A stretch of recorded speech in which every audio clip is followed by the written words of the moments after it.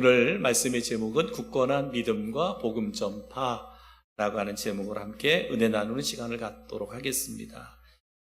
유다서의 저자는 예수님의 형제이자 육신의 형제이자 야고보의 동생 유다로 이렇게 전해져 있습니다. 유다서는 교회에 몰래 들어온 거짓 교사들이 있었어요. 거짓 교사들이 은혜를 방종으로 바꾸고 또 예수를 부인하게 하는 가르침에 대해서 경계하고자 이 말씀을 기록하게 됐습니다. 특별히 이 당시에는 영지주의가 있었어요. 영지주의라고 하는 이단 사상이 있었는데 그 이단 사상이 교회 안에 들어왔어요. 그래서 쉽게 얘기하면 영은 거룩하고 육은 더럽고 추하다. 그렇기 때문에 우리가 영만 깨끗하면 된다. 이런 생각을 갖고 있었어요. 그래서 하나님 앞에 예배할 때는 우리가 거룩하게 예배하지만 세상에 나아가서는 온갖 육체가 더러운 정말 세속의 향락의 어둠에 이렇게 행동해도 육은 썩어질 거고 육은 더러운 거야. 그러니까 뭐예요? 사람들이 이러한 신앙을 많이 쫓는 거예요. 왜? 하나님 앞에 나는 거룩하게 예배하고 그 다음에 육은 세상에 나가서 내 마음대로 살아가는 그런 것들. 그러니까 우리 얘기한 것도 이때 초대 교회 당시에 이런 사상이 들어오니까 교회 안에 고린도 교회 같은 데 보면 뭐예요? 바로 성전 옆에 성창이 있어요. 성창. 창녀들이 있었어요. 그러니까 예배하고 그 다음에 창녀촌으로 가는 거야. 왜? 육체가 쾌락을 쫓는 것은 아무렇지도 않은 거야. 그러니 여러분 일반 사람들이 생각할 때 얼마나 신앙생활하기가 좋아요. 주일날 한번 교회에서 거룩하게 예배하면 내 영혼은 깨끗하고 거룩한 거고 육체는 내 마음대로 내 생각대로 살아가는 거야. 그러니 신앙생활하기 얼마나 편해요. 그게 영지주의. 쉽게 깊이 들어가면 더 복잡하지만 쉽게 생각하면 영지주의자. 이게 거짓 교사들이 교회 안에 들어와서 이런 것들. 오전에도 말씀드렸지만 유대인 그리스도인들 같은 경우 아니 너희들 어떻게 예수만 믿어서 구원받을 수 있냐. 율법도 지켜야지. 이런 세상, 이런 사고를 가지고 있습니다. 그래서 성도들을 향하여 주시는 말씀. 너의 믿음을 굳게 지켜라. 너희 믿음을 굳게 지켜라. 그리고 성령 안에서 기도해라. 그러면서 하나님의 사랑 안에서 자신을 지켜라. 이 영혼을 지켜라. 라고 이렇게 권면하는 말씀이 바로 유다서다. 그러니까 초대교회 당시에 보면 우리가 볼 때는 초대교회 성도들이 참 믿음과 신앙을 가지고 정말 주님 중심의 삶을 살았다 생각할 수 있지만 그렇게 살아간 사람들은 사실은 극히 드물다는 거예요. 정말 이런 믿음과 신앙을 갖고 살아간 사람들은 어쩌면 순교자의 신앙을 지킨 사람들이었어요. 그러다 보니까 많은 사람들이 배교하거나 신앙에서 떠나거나 이랬어요. 그런데 하나님은 뭐예요? 끝까지 믿음을 지킨 이 순교자의 신앙을 가진 그들을 통해서 하나님의 나라를 이루어가고 있었어요. 그리고 그 복음이 오늘 우리에게까지 증거됐어요. 어쩌면 지금 우리는 편안하게 복음을 전하고 예수 믿고 신앙생활을 해왔을 수도 있거든요. 그런데 언제 우리의 믿음과 신앙을 타협하게 하는, 그래서 하나님이 중심이 아닌, 말씀이 중심이 아닌 내가 중심이 되는 신앙생활을 하고 있는 우리들을 향하여 외치는 말씀. 너희 믿음을 굳게 지켜라. 성령 안에서 기도해라. 그리고 하나님의 사랑 안에서 너희 영혼을 이루어가라. 이런 권면을 주시는 거예요. 그래서 우리에게 뭐예요? 믿음 위에 자기를 건축해야 돼.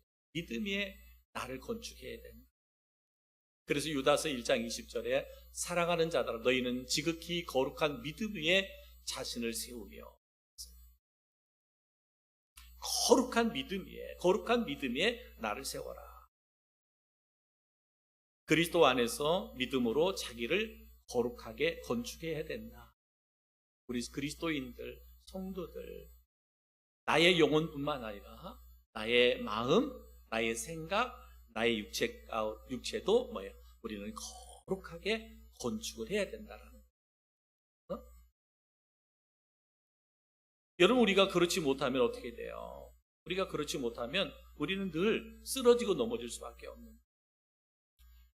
여러분, 데살로니가 전서 4장 3절에 보면 이렇게 말합니다. 하나님의 뜻은 이것이니 너희의 거룩함이라. 너희의 거룩함이라. 영혼의 건강, 육체의 건강, 마음의 건강, 그죠? 정신의 건강, 이것을 이루어 가야 된다. 우리 성도들이 그리스도 안에서 믿음으로 자기를 거룩하게 건축해라.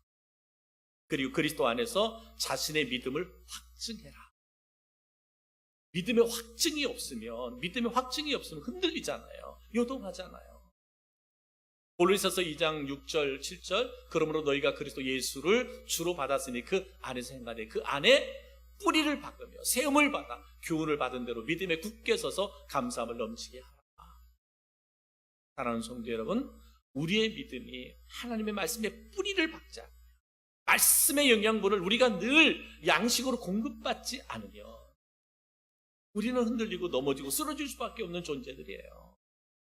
늘 강조하지만 여러분 내버려 놔둬봐요. 여러분 내버려 놔둬봐요. 내가 하고 싶은 대로 그냥 신앙생활, 예배생활을 하든 기도생활을 하든 내버려 둬봐요. 그럼 어떻게 될 것 같아요? 우리의 믿음은 그냥 흔들리고 요동치면서 세속화되어질 수밖에 없어요. 큰 힘없이 말씀으로 교훈하고 깨닫게 하고 말씀의 영양분을 큰 힘없이 우리가 받으면서 우리의 믿음을 확증하는 거예요. 내가 그리스도인이다. 내가 구원받은 하나님의 자녀다. 내가 천국 백성이다라고 하는 그 확증을 매일매일 우리가 확인하면서 가야 된다라고 말씀하고 있습니다. 그래서 우리가 그리스도 안에서 믿음이 거룩해지는 것은 하나님의 선물이다. 선물이라 그랬어요. 에베소서 2장 8절로 9절 너희는 그 은혜를 인하여 믿음으로 말미암아 구원을 받았으니 이것은 너희에게서 난 것이 아니요 하나님의 선물이라. 행위에서 난 것이 아니니 누구든지 자랑하지 못하게 함이라 그랬어요. 우리의 믿음을 굳건하게 세워가는 것, 하나님의 은혜 아니면 안 된다는 거죠. 내가 아무리 몸부림을 쳐봐도, 내가 이렇게 그리스도인답게 살아보려고 아무리 노력을 해도 내 노력 갖고는 안 된다는 거예요. 누가? 하나님의 은혜가 우리 가운데 임할 때만 가능한 거예요. 그래서 우리가 주님 앞에 늘 기도하는, 하나님 내게 은혜를 베풀어 주세요. 그리고 늘 우리가 기도하는, 하나님 우리에게 긍휼을 베풀어 주세요. 참 우리가 그리스도인답게 살아보려고 하지만 나 자신을 되돌아보면 너무나 부족함이 많잖아요. 너무나 허물이 많잖아요. 때로는 나 자신은 되돌아보지 못하면서 상대방을 바라보면서 늘 정죄하고 판단하고 비난할 때가 얼마나 많아요. 그만큼 연약한 존재, 그만큼 부족한 존재가 우리다 말이에요. 그래서 뭐 해야 돼? 하나님의 긍휼을 구할 수밖에 없는 존재. 사랑하는 성도 여러분, 믿음 안에 나 자신을 건축해 가는 경건한 그리스도인들이 되어질 수 있기를 주님의 이름으로 축복합니다. 또 뭐라 그랬어요? 우리가 항상 성령으로 기도해라. 성령으로 기도해라. 에베소서 6장 18절에 이렇게 말합니다. 모든 기도와 간구로 하되 항상 성령 안에서 기도하고 이를 위하여 깨어 구하기를 항상 힘쓰며 여러 성도들을 위하여 구하라. 그랬어요. 여러분, 우리가 기도 생활을 우리가 하지만 기억해야 할 것은, 기도는 내 생각을 쫓아서 기도하면 항상 우리의 기도는 성령으로 기도해. 성령으로 기도. 그래서 우리가 기도할 때 항상 하나님 앞에 하나님께서 우리에게 기도의 문을 열어달라. 성령 하나님께서 우리에게 기도의 문을 열어달라고 그렇게 기도하셔야 돼요. 그리고 성령을 따라 우리가 기도해야 돼요. 왜 그러냐? 우리가 그렇지 않으면 내 욕심으로 기도하게 돼 있어요. 내 욕심으로. 다시 말하면 내가 원하는 기도를 하는 거예요. 내가 바라는 기도를 하는 거예요. 그러다가 뭐예요? 내가 원하고 내가 바라는 대로 기도가 응답되지 않으면 우린 그것 때문에 낙심하잖아요. 여러분 보세요. 여러분 기도 안 하는 사람은 실족하지도 않아요. 누가 실족하죠? 나름대로 기도한다고 하는 사람이 실족하잖아요. 왜 그래요? 성령을 따라 기도하지 않고 내 기도하니까 그래요. 내 기도. 그래서 야고보 사도가 그렇게 고백했잖아요. 구하여도 받지 못하면 정욕으로 쓰려고 잘못 구하기 때문이다. 너가 기도는 열심히 하는 것 같은데, 기도를 열심히 하는 것 같은데 응답받지 못해. 왜? 네가 정욕으로, 그러니까 인간적인 기도를 드린다는 거예요. 그러다 보니까 내가 하나님 앞에 이렇게 작정하면서 기도하고 멀면서 기도했는데 하나님 응답받지 않아. 그러니까 뭐예요? 응답이 될 수가 없잖아요. 내 욕심대로 구하는데 하나님 응답할 수가 없죠. 그러니까 응답 안 되니까 그것 때문에 마음 상하고 속상하고 실족하고, 아이고 하나님은 기도해봤자 내 기도 안 들어주셔. 삐리번. 내 기도가 아니라 성령을 따라 기도하는 성도들이 되기를 주님의 이름으로 축복합니다. 그래서 하나님께서 원하시는 하나님의 뜻대로 기도하셔야 돼요. 요한일서 5장 14절, 그를 향하여 우리가 가진 바 담대함이 이것이니 그의 뜻대로 무엇을 구하면 들으심이라. 그죠? 그의 뜻대로 기도해라. 그의 뜻대로 기도하는 것은 그 뭐예요? 성령을 따라 기도하는 거잖아요. 성령을 따라 기도하는 거예요. 다시 말씀드립니다. 여러분, 성령을 따라 기도하는 우리 성도들 되기를 주님의 이름으로 축복합니다. 하나님의 사랑 안에서 자기를 지켜 영생에 이르도록 해라 라고 말씀하고 있습니다. 유다서 1장 21절, 하나님의 사랑 안에서 자신을 지키며 영생에 이르도록 우리 주 예수 그리스도의 긍휼을 기다리라 그랬어요. 하나님의 사랑 안에서 자신을 지키고 영생에 이르도록 우리 주 예수 그리스도의 긍휼을 기다리라. 우리는 구원의 완성을 위해서 지금도 노력하고 있는 것이죠. 이미 예수 그리스도를 믿음으로 구원을 받았지만 구원의 완성, 영화롭게 되는 것은 내가 주님 앞에 설 때만이 영화롭게 되는 것이죠. 그래서 끊임없이 구원받은 그리스도인으로 주님을 닮아가는 그리스도로 성화되어져 가는 것이고, 그리고 마지막엔 우리는 영화롭게 되는 거예요. 주님이 나를 그렇게 영화롭게 하는 거예요. 그러기 위해서 우리가 뭐예요? 우리가 애쓰고 힘쓰고 노력해야 돼요. 그래서 우리는 하나님의 사랑으로 세상에 오신 예수님을 본받아요. 그리스도를 본받아. 로마서 5장 8절, 우리가 아직 죄인 되었을 때 그리스도께서 우리를 위하여 죽으심으로 하나님께서 우리에 대한 자기의 사랑을 확증하셨느니라. 확증. 주님께서 십자가에 죽으심으로 우리를 사랑하는 사랑을 확증해 보여주신 거예요. 확증. 그러니까 오늘 오전에도 말씀드린 것처럼 사도 바울이 내 몸에 예수의 흔적이 있다는 것은 뭐예요? 내가 그리스도의 종으로, 그리스도의 병사로 내가 뭐예요? 그리스도의 확증이 있다는 거예요. 예수님의 확증은 십자가에, 우리가 그리스도에 대한 복음에 대한 확증은 뭐냐? 내 안에 그리스도의 예수의 흔적이란 말이에요. 이것이 우리에게 있어야 된다. 이것이 있어야 된다.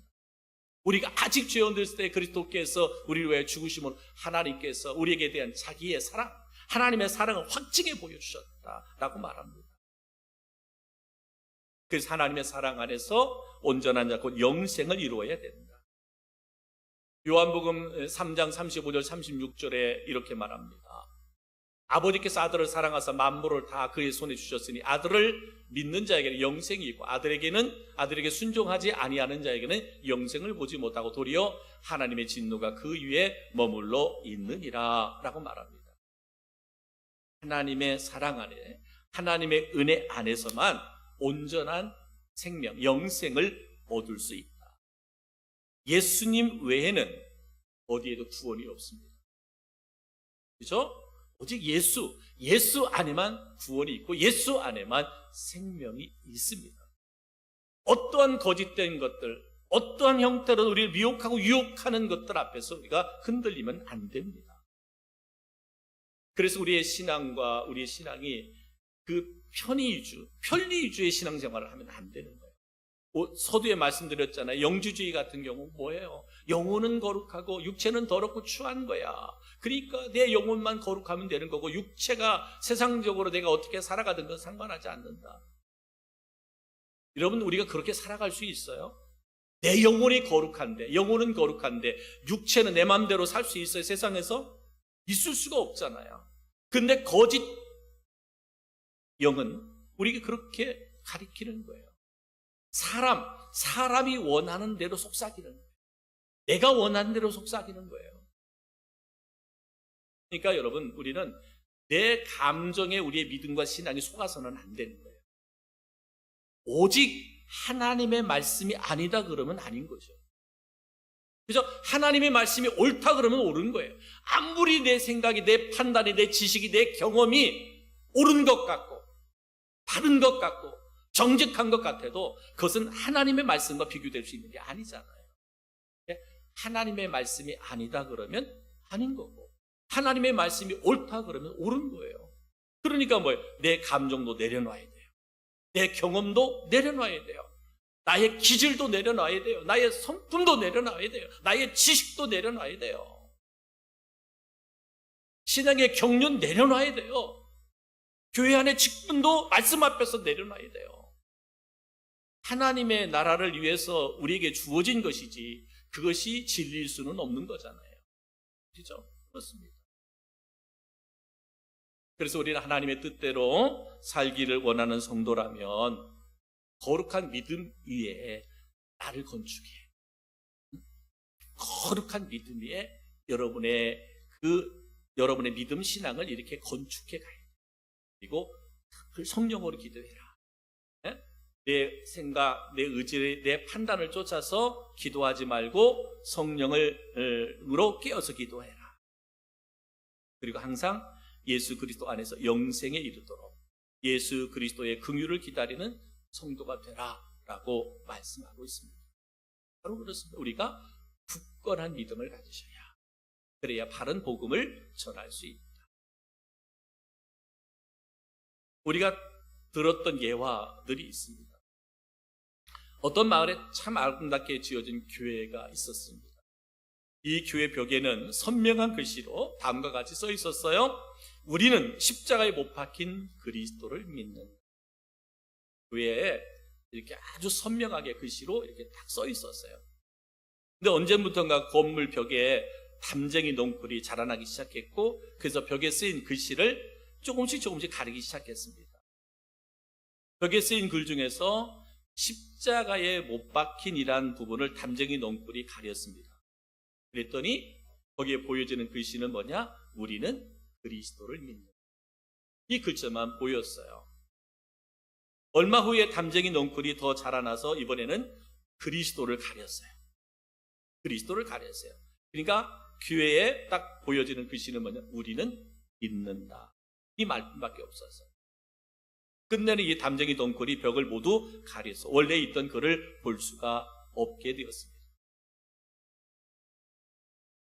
우리는 누구를 믿으며 무엇을 증거하는 자들입니까? 우리의 영혼이 죄에서 해방된 것은 바로 하나님의 사랑과 예수 그리스도의 죽음 때문입니다. 여러분, 우리 기독교의 신앙에서 예수 그리스도를 빼봐라. 우리 그리스도인들, 우리 성도들의 삶에서 예수 그리스도를 한번 빼보십시오. 예수님에게서 여러분 십자가를 한번 빼보십시오. 십자가에서 당한 고통과 죽음의 의미를 빼보십시오. 그러면 우리가 믿는 신앙이 무엇이 남습니까? 예수 그리스도가 빠져요. 예수에게서 십자가가 빠져요. 십자가에서 고통과 죽음의 의미가 빠져요. 그러면 뭐예요? 우리의 존재 가치마저도 없어지는 것이다.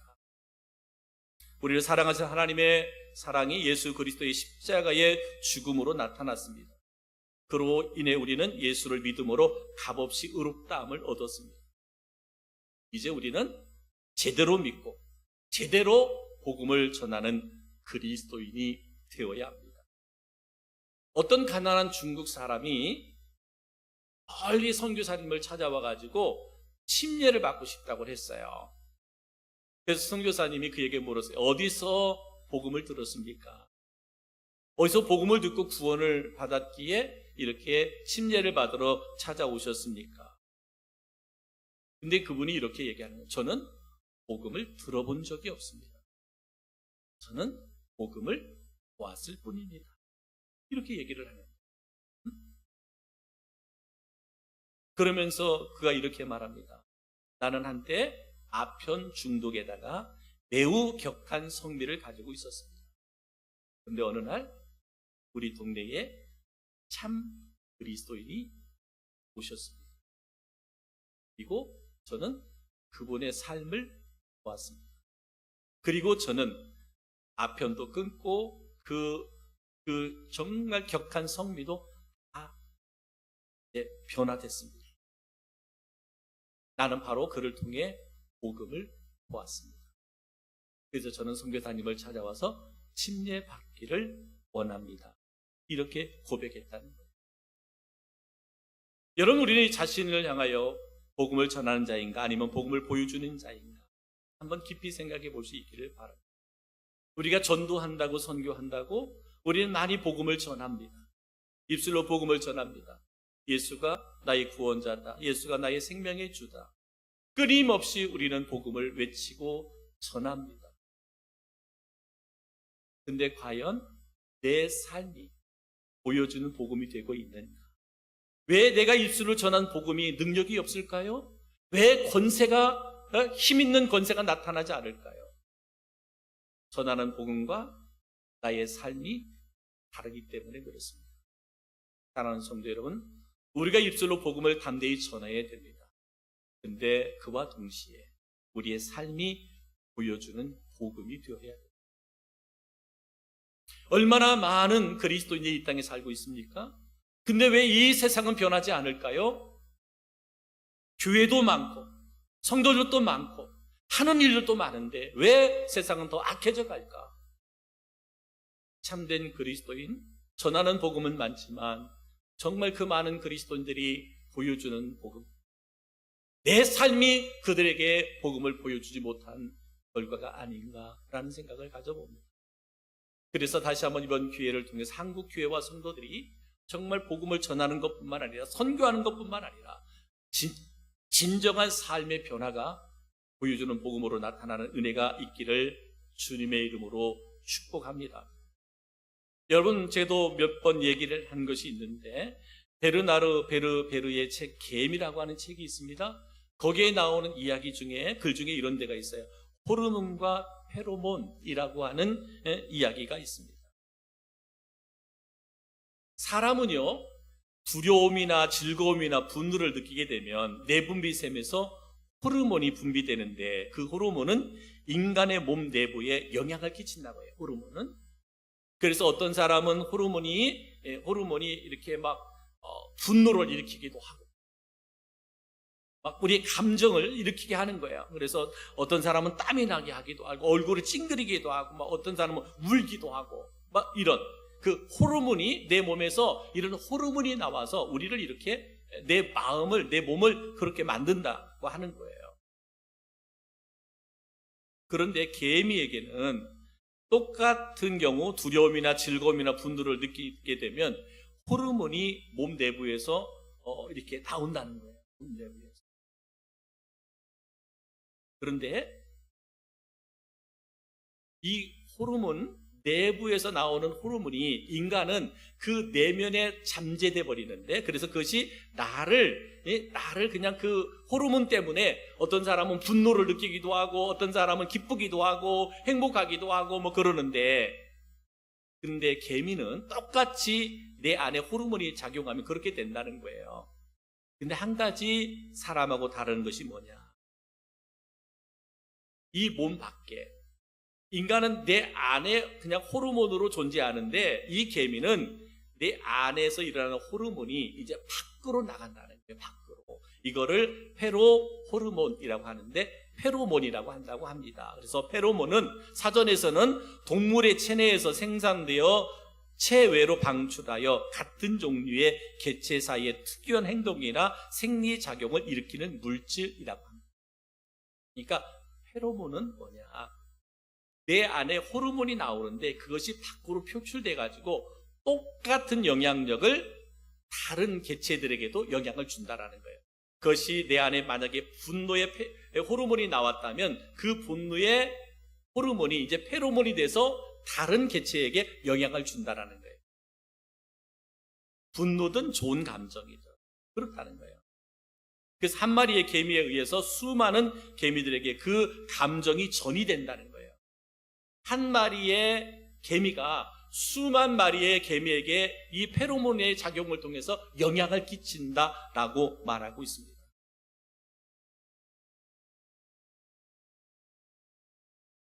우리는 무엇을 전하면서 살아가고 있는가? 주님께 받은 은혜가 있습니다. 주님께 받은 은혜, 주님께 받은 축복이 있어요. 이것을 내 안에 가두고만 있지는 않습니다. 호르몬과 같이 그냥 내 안에 있어서 그것이 두려움이든 기쁨이든 행복이든 그것이 혼자 내 안에 그냥 가두고 있지는 않아요. 개미와 같이 내 안에 있는 감정들이 페로몬, 다른 사람들에게 선한 영향력을 끼칠 수 있도록 해야 된다. 이 말을 여러분 우리가 복음으로 적용시켜 본다면 내가 믿는 복음, 그죠? 내가 만난 예수, 나를 변화시킨 예수, 나에게 소망을 주고 나에게 은혜를 끼치고 능력을 끼친 그 예수의 복음, 이 복음이 이제는 페로몬이 돼서 어둠 속에 방황하고 있는 그들을 향하여 우리는 영향력을 끼칠 수 있어야 된다라고 하는 것이죠. 이것이 뭐예요? 이것이 아까 말씀드린 것처럼 이것이 보여주는 복음이에요. 보여주는 복음. 내 안에 복음의 감격이 있다면 그 복음의 감격이 그 누군가에게 전해져야 돼요. 복음의 기쁨이 내 안에 있다면 그 복음의 기쁨이 누군가에게 전해져야 된다는 거예요. 내 안에 복음으로 인한 생명이 내게 주어졌다면 이제는 그 생명이 또 다른 생명을 낳을 수 있도록 해야 된다는 거예요. 이게 그리스도입니다. 이게 그리스도이라는 거죠. 그렇기 때문에 우리는 굳건한 믿음을 가지고 내 믿음이 굳건한 믿음의 반석 위에 내 믿음이 세워져야만 그 하나님의 은혜와 하나님의 축복이 나를 변화시키고 나를 변화시킨 그 믿음과 그 복음의 역사가 나를 통해서 또 다른 영혼들에게 복음으로 증거될 수 있는, 전파될 수 있는 거예요. 이게 그리스도인의 삶이죠. 이게 그리스도인의 삶입니다. 사랑하는 성도 여러분, 저는 오늘 우리 성도들 한 사람 한 사람 이 시대를 살아가고 있는 그리스도인입니다. 이 시대를 살아가고 있는 그리스도인, 내가 어떠한 신앙을 갖고 어떠한 삶을 살아야 할 것인가, 적당하게 좋은 게 좋은 거라고 내 기준을 세우고 기준에 따라 신앙생활하는 것 옳지 않습니다. 신앙의 기준은 하나님이고 신앙의 기준은 말씀이지 내가 돼서는 안 됩니다. 내가 돼서는 안 돼요. 저는 그런 믿음과 신앙을 가지고 굳건하게 승리하고 또 승리하는 우리 모든 성도들 되기를 주님의 이름으로 축복합니다. 할렐루야.